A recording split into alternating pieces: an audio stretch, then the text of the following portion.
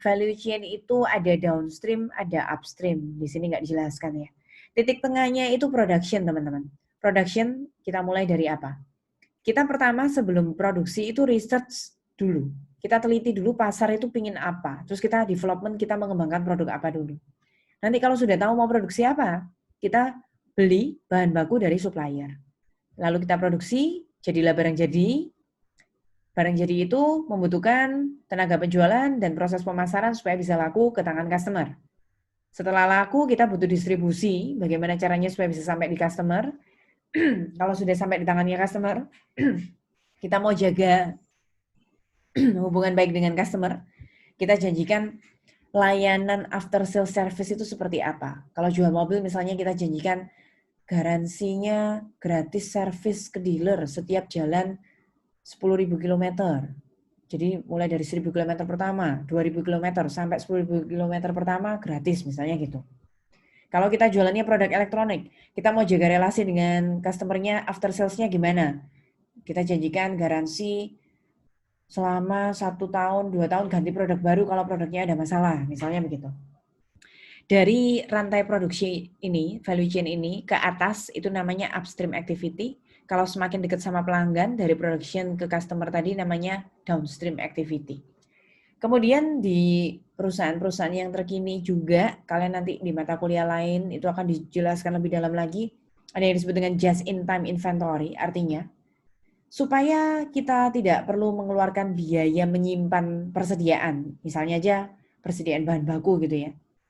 Kita tidak perlu stok tepung, stok gula, stok telur tadi itu kita tidak perlu susun di pabrik kita yang sehingga menghabiskan tempat, terus bisa jadi juga ada resiko dicuri, resiko kena bencana alam, resiko kena dimakan tikus, misalnya seperti itu. Kita nggak usah stok barang. Inventory kita stok bahan bakunya 0 aja. Loh, terus gimana caranya nanti kalau mau produksi? Langsung janjian sama suppliernya, hari di mana kita mau produksi, minta langsung diantarkan. Karena misalnya kita sudah menemukan, kita menjalin relasi dengan supplier yang menjanjikan bisa kirim kapan saja. Toh karena sekarang sudah banyak kan jasa kurir, jasa ekspedisi, jasa layanan antar yang bisa hanya berapa jam saja sampai di tempat kita. Misalnya begitu. Ada juga total quality management.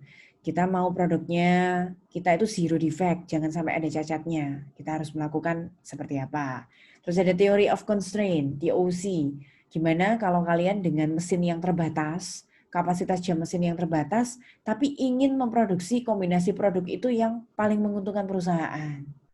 Terus ada lagi software yang kita pelajari minggu lalu ya, kalau misalnya accountingnya nggak mau pakai manual, pakai computerized, nanti ada namanya Oracle, SAP lah, itu software-software yang disebut dengan Enterprise Resource Planning, di mana di dalamnya bukan hanya sekedar jurnalnya akuntansi, di dalamnya itu langsung bisa connect bayar pajak, langsung bisa connect handle gajinya customer, gajinya karyawan, kemudian kita bisa hubungan dengan customer, misalnya seperti itu. Activity based costing nanti kalian juga akan pelajari ini di semester depan. Ini sistem menghitung costing alokasi biaya ke produk kita dengan memperhatikan aktivitas apa saja yang kita lakukan. Kalau barang kita standar sama barang kita premium yang pengolahannya lebih rumit, nanti cara costingnya beda. Balance scorecard di sini juga diperkenalkan ada 4 ya.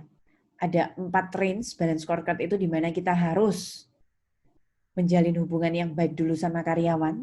Harapannya karyawan itu akan membuat kinerja yang baik, internal bisnis prosesnya perusahaan itu bagus, kemudian bisa melayani customer dengan baik, sehingga ujung-ujungnya customernya bisa mendatangkan profit bagi kita. Nah, dihubungkan lagi dengan bisnis etik, apakah yang sudah dilakukan itu sudah sesuai dengan kode etik bisnis atau tidak. Di sini terakhirnya ada CSR, di mana perusahaan itu juga memperdulikan lingkungan itu seperti apa.